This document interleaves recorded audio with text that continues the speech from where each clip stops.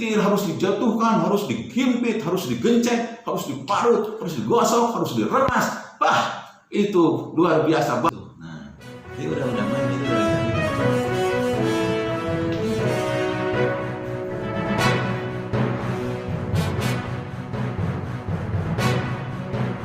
Bismillahirrahmanirrahim. Assalamualaikum warahmatullahi wabarakatuh. Alhamdulillahirabbil alamin. Segala puji bagi Allah Subhanahu wa taala. Salawat beserta salam kita sampaikan kepada pemimpin kita, junjungan kita, Rasul kita Nabi Muhammad SAW. Bertemu kembali dengan saya seperti biasa, motivasi, pencerahan, pengobatan, terapi kasih ya. Hari ini saya akan mau nyenggol-nyenggol teman-teman YouTuber di mana saja berada, kawan-kawan lama, kawan-kawan baru di YouTube. Channel lama, channel baru, channel apa tuh? Channel yang baru bikin lagi ada. Channel yang udah 4 tahun baru ketahuan, penontonnya baru 1 orang. Ada. Ya, dibikin pribadi. Kawan-kawan, hari ini saya akan membawa tema atau judul YouTuber. Nah, YouTuber lagi nih. YouTuber minyak kelapa ya, YouTuber minyak kelapa itu judulnya. Jadi kita mau cerita dulu nih, kenapa saya akan bercerita tentang minyak kelapa. Ini sebenarnya motivasi buat para pengusaha, para siapapun juga teman-teman yang bekerja, yang karyawan, terutama yang berdagang, yang pengusaha. Ini banyak ilmu yang bisa kita ambil dari minyak kelapa ini ya. Kita hanya bisa melihat orang-orang yang sukses di bisnis, sukses di YouTube ya, sukses di artis, sukses di dokter, sukses di pengobatan, sukses di apapun profesinya. Kita hanya bisa melihat dan kita hanya tahu mereka setelah terkenal, tetapi kita tidak pernah melihat bagaimana mereka, perjuangan mereka ketika mereka itu sedang proses ya. Jadi kadang-kadang orang baru berjuang, baru ikhtiar, baru sebentar saja biasanya yang ada protes ya. Protes, kok saya belum berhasil, kok saya belum berhasil.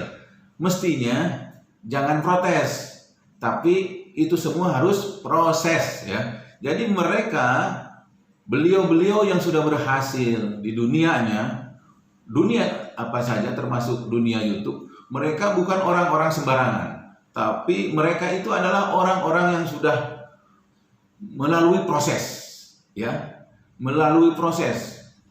Kita tahunya mereka sudah terkenal, sudah penghasilan besar, makanya kita bilang wah enak ya dia, enak kayak dia, enak kayak beliau gitu kan. Nah, kita tidak pernah tahu ketika kita melakukan baru sehari 2 hari tidak berhasil sudah protes. Nah, itu sebenarnya kita harus belajar dari para orang-orang sukses tersebut. Makanya ada sukses story ya. Nah, oleh karena itu hari ini kita belajar dari apa yang namanya minyak kelapa ya. Jadi ini minyak kelapa ini bisa buat kita pembelajaran. Bayangkan saja, minyak kelapa itu pertama akan kita jadikan minyak, awalnya itu dipetik setelah mereka tua di pohon ya, sudah mereka tua di pohon. Untuk jadi tua aja dia melalui proses, dari mulai ditanam, dari mulai berapa puluh tahun, berapa belas tahun atau berapa tahun dia sampai bisa berbuah. Setelah berbuah juga masih bersaing, ada yang kemudian jadi kelapa, ada yang baru kecil sudah jatuh, ada yang bunga sudah tidak layu ketika baru bunga saja sudah rontok ya. Nah ini yang sudah jadi kelapa, apalagi sudah jadi kelapa tua, karena ada yang muda aja udah diambil gitu, masih mending itu masih bisa dimanfaatkan oleh manusia. Nah ini untuk jadi tua aja jadi melalui proses seleksi yang begitu ketat ya, yang begitu ketat. Baru nanam saja dari mulai kelapanya atau bahan bibit kelapanya itu sudah banyak yang berguguran. Apalagi sampai jadi dia kelapa sampai yang tua, berarti itu sudah melalui proses yang panjang, ya, sudah melalui proses yang panjang yang harus bersaing, dan itulah pemenangnya. Baru jadi pemenang kelapa tua saja, baru jadi kelapa tua. Kayak seperti kita manusia, mulai dilahirkan sampai sekarang udah dewasa, udah tua, ya kita baru sampai tua saja. Ya. Ada yang memang sudah berhasil, ada yang belum juga berhasil. Oleh karena itu, nah, setelah jadi kelapa tua itu bagaimana proses untuk menjadi minyak kelapa tadi? Ya, itu bukan main-main, bukan main-main, saudara-saudara. Jadi untuk jadi minyak kelapa, kelapa yang tua dipetik, dipetiknya aja nggak bisa dicubit, nggak bisa dicomot, nggak bisa dipetik biasa begini, ya, tidak bisa dipetik begitu, tapi harus dengan kekerasan. Ya, diputer. Kelapa tua itu diputer. Harus naik dulu, perjuangan tuh yang mau nyari kelapa itu perjuangan. Ada yang naik, ada yang pakai galah, ada yang pakai macam-macam deh. Ada yang nyuruh monyet gitu kan, macam-macam. Itu ngambilnya ada yang dipancong, ada yang digolok, tapi kebanyakan diputer. Ketika diputer itu tuh diputer, ya. Si kelapa tua itu diputer, itu dengan perjuangan karena agak keras. Diputernya nggak cukup sekali puter, puter sampai copot. Nah, dari atas itu jarang ada ngambil kelapa, oleh yang ngambilnya itu dipegangin kelapanya, karena yang diambil itu nggak 1-2 kelapa, bahkan banyak, ya. Bahkan kalau satu grup itu biasanya digolok gitu kan. Nah itu biasanya jarang ada dan nggak pernah ada itu kan, mungkin nggak ada kecuali yang khusus lah gitu ya. Kelapa tersebut yang tua itu setelah copot dibawa ke bawah, tidak, ya. Tetapi kelapa tersebut dijatuhkan, bayangin aja, itu kan ada yang 7 meter, ada yang 10 meter, ada yang 11 meter, ada yang lebih tinggi lagi, tergantung dia di medannya, ada yang di hutan, ada yang di kebun, ada yang di apa. Itu dari atas itu dijatuhkan,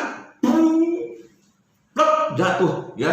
Nah itu baru kelapa itu, baru ngambil kelapanya, jatuh. Itu kata kelapa udah dipelintir, udah dijatuhkan dari sekian ketinggian. Nah datang ke bawah, biasanya ada yang langsung diproses, ada yang dibiarkan dulu, nunggu teman-teman yang ngumpul, nunggu teman-temannya dari pohon lain ngumpul. Nah setelah itu, setelah siap mau diproses, kelapa yang tua itu, yang sudah tua dan bagus, dipilihin lagi, itu diseleksi lagi. Karena ada yang cocok untuk minyak kelapa, ada yang cocok untuk sekedar hanya kelapa jadi santan atau jadi apa, dipisah-pisah lagi tuh. Datanglah ke tempat buat kelapa, buat minyak kelapa, pabrik minyak kelapa atau perorangan bikin minyak kelapa gitu kan. Nah kelapa tersebut dikupas. Dikupasnya nggak bisa dikupas kayak kita ngupas salak, nggak bisa. Dikupas aja udah pakai alat sendiri, bles, krok, gitu kan. Itu dengan kekerasan lagi, dengan kekerasan luar biasa. Dengan kekerasan.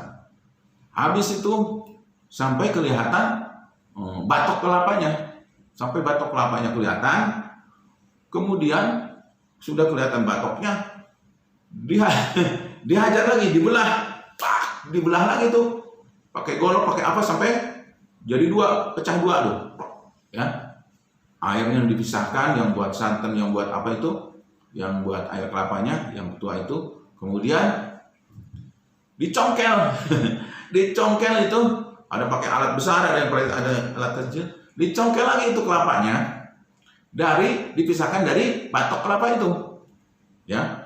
Dicongkel lagi, itu nggak bisa pakai yang kayak kita makan kelapa hijau gitu ya, nggak bisa pakai sendok, itu pakai alat buka, kekerasan lagi di situ, baru terlepas kelapa dari batoknya. Nah setelah kelapa dari batoknya terpisah, cukup proses di situ jadi minyak kelapa? Tidak, masih perjalanan masih jauh, ya, perjalanan masih jauh. Nah kelapa tersebut diapain lagi?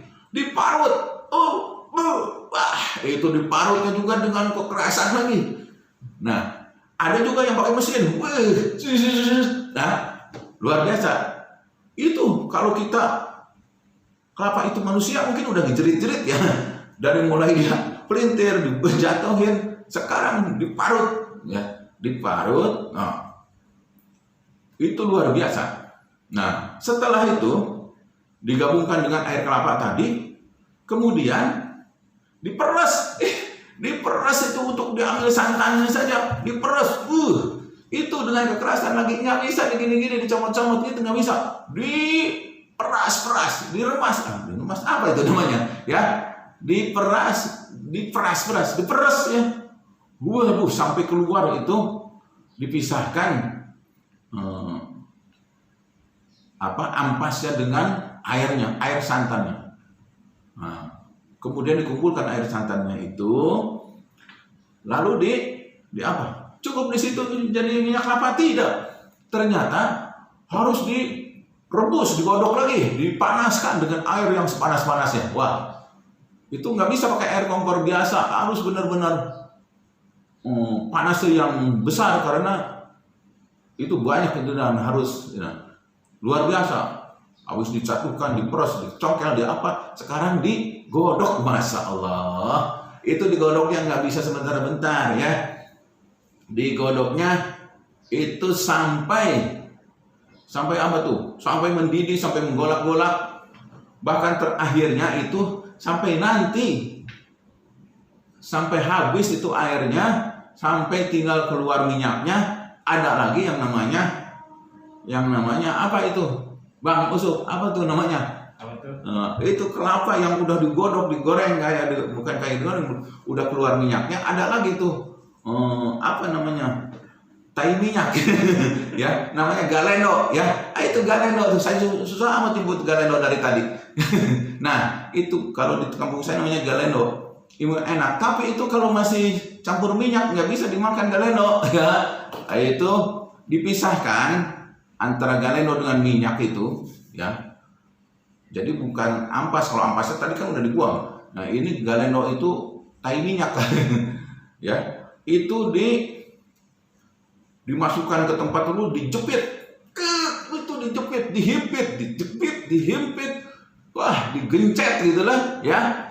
Pokoknya itu udah jatuh minyaknya, campur dengan minyak yang lain, baru dipisahkan itu antara galendonya dengan apa tuh, dengan minyaknya, baru di situ jadi minyak, ya. Kemudian ada yang memang langsung dikemas, dipasarkan dan lain. Itu perjuangan minyak kelapa. Nih, jadi minyak kelapa. Jadi ini pelajaran juga bagi kita yang suka melihat enaknya saja itu pengusaha, enaknya saja itu artis, enaknya saja itu YouTuber. Ternyata hampir sama dengan minyak tadi. Harus dipelintir, harus dijatuhkan, harus dihimpit, harus digencet, harus diparut, harus digosok, harus diremas. Wah, itu luar biasa. Baru bisa jadi minyak, digodok, baru bisa jadi. Harus dipelintir, harus dijatuhkan, harus dihimpit, harus digencet, harus diparut, harus digosok, harus diremas. Wah, itu luar biasa. Baru bisa jadi minyak, digodok, baru bisa jadi minyak kelapa. Jadi ketika kita melihat pengusaha sukses, itu kita hanya melihat suksesnya saja setelah sukses. Kita tidak tahu bagaimana perjuangannya. Konon katanya konglomerat itu, mereka datang dari daerah, datang ke Jakarta saja. Pertama mereka ngontrak rumah, petak, di tempat kumuh dan lain-lain. Ternyata banyak yang jadi konglomerat. Artis juga sama, dulunya ngontrak segala macam, kumpul-kumpul sama temennya itu dikontrakan, patungan dan lain-lain, tiba-tiba kemudian sekarang sudah sukses. Kita tidak tahu bagaimana perihnya. Pengusaha juga. Bos saya sendiri dulunya pernah jadi tukang kuli troli. Kita tidak tahu mereka. YouTuber, termasuk YouTuber nih, itu kita tidak ujug-ujug mereka jadi YouTuber. Mereka ada yang berjuang. Emang ada yang jadi artis, kan jadi artisnya juga berjuang dulu. Ada yang bergelut dengan ular. Siapa tuh yang bergelut dengan ular tuh? Siapa tuh, Bang? Panji. Kang Panji itu. Tuh, ada itu. Kalau yang artis dulu kemudian tenar, wajar dia cepat, tapi kan ketika jadi artisnya dia berjuang dulu, ya. Ada yang tukang mancing, ada tukang mancing, ya. Kita kan nggak tahu bagaimana perjuangan abang kita tuh, Mas Gondrong Labana dulu ketika dia merantau ke Berau, Kalimantan itu. Kita tidak tahu bagaimana dia perjuangan, menangis mungkin ketika dia naik sepeda jualan mainan, ya. Kita tahunya sekarang udah penghasilan sebulan 100 juta saja, ratusan juta, bahkan mungkin miliaran nanti, amin, ya. Nah, ini khusus ini untuk teman-teman yang baru berjuang cuma sehari 2 hari belum berhasil. Jangan protes, tapi lihat proses. Ini proses untuk sukses. Mau sebagai pekerja, mau sebagai pengusaha, mau sebagai pedagang, mau sebagai YouTuber, mau sebagai semuanya, diborong boleh, tapi harus proses. Karena untuk menjadi sukses harus proses, ya, harus proses. Sekali lagi, jangan protes. Ada yang diajarin harus sedekah. Sedekah baru belajar, baru sedikit aja udah protes. Saya kok belum ada ininya, ya, belum dikabulkan, dan ini baru doa sebentar. Sementara itu yang jadi ustadz, jadi kiai itu kan nggak sembarangan itu. Nggak sembarangan. Mereka itu kita nggak tahu. Yang puasa mereka bukan sekedar niat puasa sebenarnya, tapi emang kagak ada yang dimakan. Itu perjuangan orang-orang sukses itu. Kalau kita mungkin puasa karena ada keinginan, mungkin berdoa karena ada keinginan, ya. Banyak orang-orang sukses itu yang puasa bukan karena niat puasa saja, tapi memang karena ada yang dimakan. Tapi itu semua proses sehingga mentalnya baja, semangatnya kuat, sehingga mereka sekarang jadilah orang-orang yang menikmati hasil dari proses itu. Belajar dari minyak kelapa, tidak ujuk-ujuk jadi minyak kelapa. Bagaimana ketika hujan keanginan, angin kehujanan, ya, itu dari mulai bawa bibit pohonnya, kita nggak tahu udah berapa kali pindah dia, udah berapa kali daerah dari mana gitu kan, kita tidak tahu. Tapi kita tahu minyak kelapa, ya, banyak manfaatnya, enak dimakannya. Nah, oleh karena itu kita belajar dari situ. Sekali lagi, jangan lihat orang sukses, tapi jangan lihat orang sukses setelah suksesnya saja, tapi lihatlah bagaimana, belajarlah bagaimana dia berjuang untuk menjadi orang sukses tersebut. Nah, ini nanti di channel Terapi Kasih khusus ini akan dipanggil orang-orang sukses itu, bagaimana dia berjuang. Kita kadang-kadang, wah dia ini, padahal kita tidak tahu bagaimana perjuangannya. Harus mengeluarkan keringat, darah, dan air mata. Ya, itu luar biasa. Mungkin dia malah menangis. Itu sekarang saja tinggal enak-enaknya kita lihat, ya. Bersyukurlah orang yang sukses tidak melalui perjuangan seperti kelapa, harus dipelintir, harus diperas, harus digosok, harus dijengkel, gencet, harus digodok, ya. Bersyukurlah, ya. Ada kayak gitu, ada tapi jarang, dan biasanya jarang berjalan lama.